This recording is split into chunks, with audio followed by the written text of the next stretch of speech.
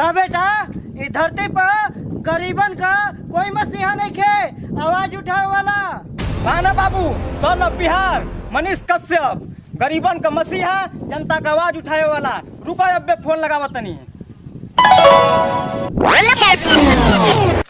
ठीक है बेटा, पढ़ाई लिखाई पे थोड़ा ध्यान दो और बिहार का नाम रोशन करो।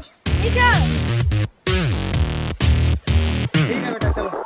हेलो, हाँ मनीष भैया, हमारे गांव का विधायक हमारे जमीन कब्जा कर लो भैया। ठीक है बाबू, ठीक है, अभी 5 मिनट में पहुंच रहे हैं। कौन सा गांव में आना है? अब बोड़ी गांव तजुर्बा टोलावे के बा भैया। ठीक है बाबू, ठीक है, पहुंच रहे हैं।